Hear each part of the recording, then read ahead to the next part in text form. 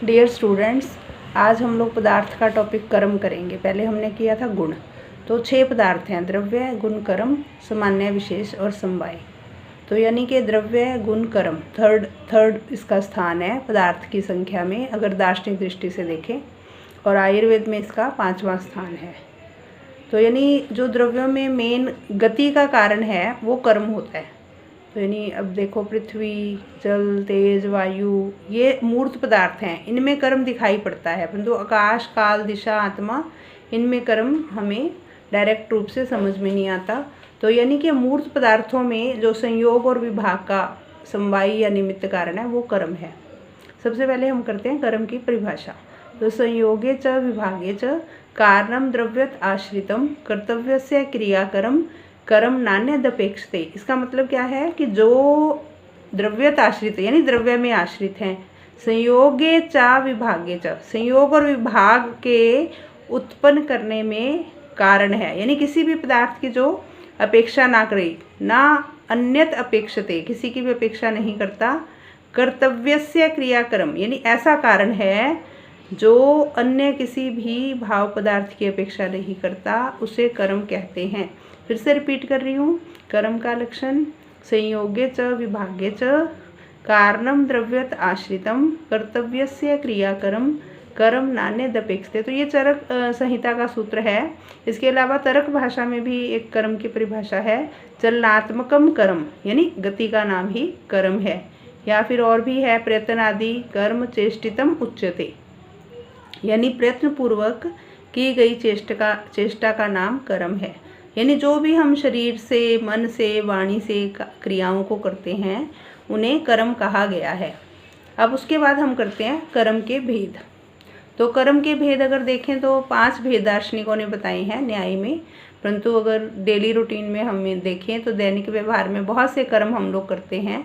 और जैसे अगर डॉक्टर हो तो चिकित्सा कर्म में स्नेहन करते हो, स्वेदन करते हो, संशोधन, संशमन, शस्त्र कर्म करते हो। ऐसे ही शरीर से, मन से, वाणी से बहुत से कर्म करते हो। तो सबसे पहले हम करते हैं न्यायोक्त कर्म।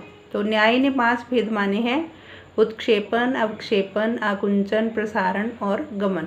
तो उत्क्षेपण में क्या है, ऊपर की ओर कोई चीज़ अगर जाती है तो उसे हम उत्क्षेपण कहते हैं। जैसे वृक्ष पे एक पक्षी बैठा है और वो ऊपर उड़ जाए तो वो उत्क्षेपण हुआ।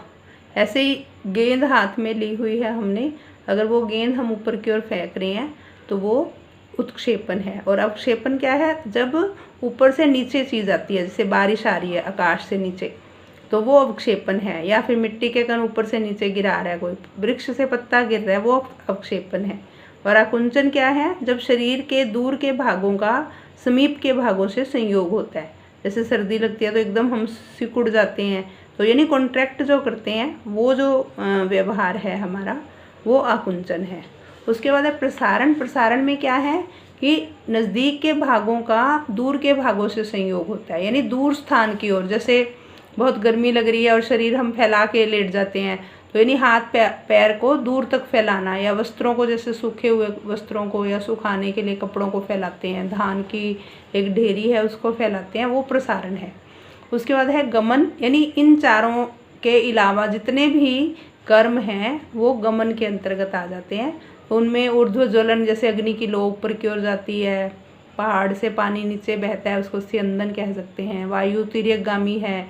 ऐसे मल भी अगर हम विरेचन कर्म करते हैं तो वेग पूर्वक बाहर की ओर आता है, वो विरेचन। इसी तरह से अगर गोल गोल, जैसे वो कुम्हार घड़ा बनाते हैं और उसमें चक्र के ऊपर गोल गोल घूमता है, उसको अवघट्टन कहते हैं। तो यानी ये सारे जो तिर्यकगमन, ऊर्ध्व ज्वलन, स्यंदन, रेचन, ये सभी कर्म गमन के अंतर्गत ही आ जाते हैं। तो आचार्य चरक और सुश्रुत के जो टीकाकार हैं, उन्होंने इन दार्शनिक पक्ष को भी बड़ा व्यवहार में यूज़ किया है। उन्होंने इसके लिए विनमन, उन्नमन ऐसे शब्द भी प्रयोग किए गए हैं। तो जो द्रव्य होते हैं उनके फार्मेकोलॉजिकल एक्शन है, जो यानी जो उनके कर्म हैं हमारे शरीर में, जैसे कोई रसायन करता है, कोई कासहर है, कोई श्वासहर है, उसको हम द्रव्य के कर्मों के अंतर्गत ले लेते हैं। तो अभी अगर हम चेष्टा की बात करें, शरीर यानी हमारा जो चेतन प्राणी है उनके द्वारा भी जो चेष्टाएं होती हैं, हाथ को ऊपर उठाना, नीचे लाना, वो सब कर्मों के अंतर्गत आ जाते हैं। तो अगर हम द्रव्यों के कर्म देखें तो उनमें एक लौकिक कर्म हो गए और एक सार्वदैहिक।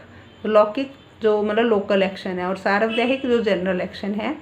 अगर आयुर्वेद में कर्मों के भेदों को बांटें तो वो दो भेद हैं, प्राणियों द्वारा होने वाले कर्म और द्रव्यों द्वारा। प्राणियों द्वारा कौन से हैं, यानी जो लौकिक या आध्यात्मिक कर्म, जो लौकिक में हम सभी चेष्टाएं करते हैं, फ्लेक्शन, एक्सटेंशन एट्सेट्रा।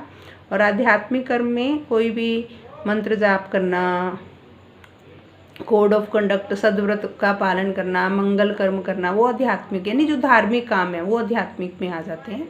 और द्रव्यों से जो होने वाले कर्म हैं यानी वो स्वस्थवृत्त में या शल्य शलाक्य सब में वमन, विरेचन, शोधन, अग्निकर्म, क्षार कर्म, ये सब इसके अंतर्गत आ जाते हैं जो द्रव्यों द्वारा होने वाले कर्म हैं। अब इसके अलावा आयुर्वेद में 3 तरह के प्राणियों द्वारा होने वाले कर्म बताए हैं, एक शारीरिक कर्म, एक मानसिक कर्म और एक वाचिक कर्म। अब जो शारीरिक कर्म है यानी शरीर के अवयवों से, जैसे हंसना, रोना, खाना, उठना, सोना, है ना, कुछ काम अपनी मर्जी से हम करते हैं उनको वॉलंटरी कह देते हैं, कुछ इनवॉलंटरी हैं, ब्लड सर्कुलेशन, रेस्पिरेशन, तो ये सारे कर्म शारीरिक कर्मों के अंतर्गत आ जाते हैं। उसके बाद है मानसिक कर्म, मन से जो हम क्रोध, शोक, भय, लोभ, द्वेष, यानी इंद्रियां और मन जहाँ यूज़ हो रही हैं, यानी चिंतन मनन करना, ध्यान करना, संकल्प करना, ये भी मानसिक कर्म है। उसके बाद है वाचिक कर्म, जो हम वाणी से बोलते हैं, भाषण करना, गमन करना, उपदेश देना, झूठ बोलना, कठोर भाषण करना, तो ये वाचिक कर्म है। तो यानी इस तरह से कायिक, वाचिक और मानसिक अगर हम माने तो 3 तरह के कर्म हुए। इसके अलावा जो भिषक कर्म यानी वैद्य जो कर्म करता है उनको भी 3 तरह से बांटा गया, संशमन, संशोधन और शस्त्र प्रणिधान। संशमन मतलब जब कोई फीवर हो गया या जिस तरह से हम औषध की कल्पना करते हैं, स्वरस, कल्कवात, हिमफांट वगैरह, यानी रोगों की चिकित्सा इससे करते हैं, शोधन नहीं करते। तो उसमें जो फार्मूलेशन दे के अंत्यपरिमार्जन चिकित्सा वो संशमन के अंतर्गत आ जाती है। और संशोधन में क्या होता है, दोषों को शरीर से जो विकृत चीज़ें हैं उनको बाहर निकालते हैं यानी प्योरिफिकेशन करते हैं। उसमें 5 कर्म है, वमन यानी मुख से दोषों को निकालना, विरेचन मल मार्ग से, और बस्ती देना यानी निरूहण बस्ती भी दे सकते हैं, और अनुवासन अगर स्नेह से यूज़ करते हैं तो अनुवासन हुई, और अगर रुक्ष द्रव्यों से करते हैं तो वो निरूह बस्ती है। और शिरोविरेचन में नासा के रास्ते हम लोग जैसे औषध को देते हैं और जो ऊर्ध्व जत्रोगत रोगों के नाश के लिए हम यूज़ करते हैं। और फिर है शस्त्र प्रणिधान यानी शस्त्रों का प्रयोग करके कोई भी ट्रीटमेंट अगर हम करते हैं तो उसको शस्त्र प्रणिधान में लेते हैं। तो उसमें छेदन, भेदन, लेखन, ऐषण, आहरण, विश्रावण, सीवन, बहुत से कर्म आ जाते हैं। तो छोटे छोटे जैसे एक्सीजन, इंसीजन, स्क्रैपिंग और पंक्चरिंग, है ना, स्यूचरिंग, ये सारे यानी कि शस्त्र कर्म के अंतर्गत आ जाते हैं। इसके अलावा भी लौकिक कर्मों में यानी जैसे उत्क्षेपण, अवक्षेपण है, एक अन्य जगह पे लौकिक कर्मों के 3 भेद किए हैं, सत प्रत्यय, असत प्रत्यय और अप्रत्यय। सत प्रत्यय मतलब जो नोइंगली हम काम करते हैं, नोइंगली हंसना, नोइंगली आंख बंद करना, ऐसे। और असत प्रत्यय जो अपने आप अननोइंगली हो जाता है यानी व्यक्ति को पता ही नहीं चलता कैसे हो जाता है। तो जैसे हमने किसी जगह गेंद फेंक दी, हमने सिर्फ फेंकने का काम किया और बाई चांस वो कहीं टकराती है और वापस आ जाती है, तो उसको हम कह सकते हैं कि ये असत प्रत्यय। या फिर कोई डायरिया का पेशेंट है और यूरिन पास करने जाता है तो बाई चांस उसका स्टूल भी पास हो जाता है, तो ये असत प्रत्यय हुआ, ठीक है। ऐसे ही अप्रत्यय में क्या आ जाता है, जो सिर्फ अचेतन में होता है, यानी सत और असत तो नोइंगली या अननोइंगली हुआ, परंतु जीवित प्राणियों में होता है। परंतु जो अचेतन है उनमें अगर कोई कर्म होता है उनको हम अप्रत्यय कहते हैं।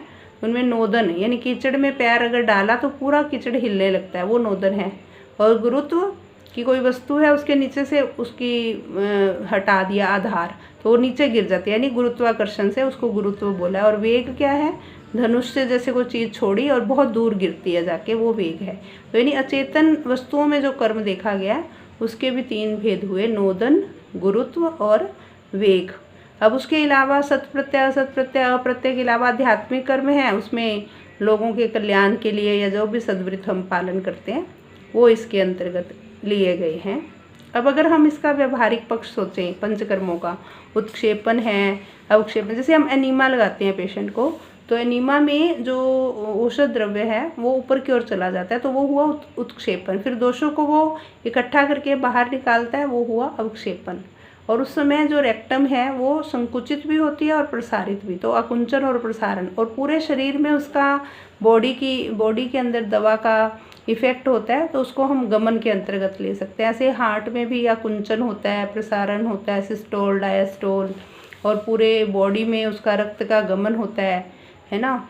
और उत्क्षेपण में मतलब ब्लड जो है ऊपर के भागों में शरीर के हार्ट फेंकता है, और अवक्षेपण वही हृदय लोअर पार्ट्स में जो ब्लड को संचरित करता है, वो हुआ अवक्षेपण। तो यानी ये एक तरह से व्यवहारिक पक्ष है, यानी पांचों कर्म हमारे शरीर में हृदय में भी देखे जा रहे हैं, और जब हम ट्रीटमेंट कर रहे हैं यानी जब हम एनीमा लगा रहे हैं उसमें भी हम देख सकते हैं। इसके अलावा शास्त्रों में जो यानी आध्यात्मिक क्रियाएं बताई गई हैं, यानी भजन करना, पूजन करना, वो दिखते हैं। ऐसे परिवार में भी बहुत से नैमित्तिक कर्म करते हैं, जैसे शादी ब्याह होती है और संस्कार आदि। तो यानी इस तरह से हमने कर्म को यानी आयुर्वेद की दृष्टि से सोचना है और उनकी एप्लीकेशन देखनी है कि अगर हम शारीरिक कर्म कर रहे हैं और ज़्यादा कर रहे हैं या कम कर रहे हैं तो वो रोगों का कारण हो सकता है, क्योंकि वो शरीर में दोषों या धातुओं को भी शरीर को कम या ज़्यादा करेंगे। ऐसे जो हम संशमन औषध यूज़ कर रहे हैं वो भी डिजीज़ को ठीक करने के लिए, और जो संशोधन है अत्यधिक बलवान जो प्राणी है उसको अगर हम संशोधन कर्म दे रहे हैं तो वो भी हमारी कर्म का व्यवहारिक पक्ष है।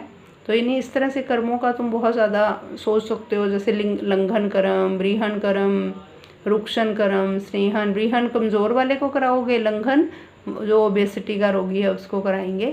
तो इस तरह से आयुर्वेद में मतलब बहुत से अंग हैं जिनमें बहुत से कर्मों को हम देखते हैं और करते हैं।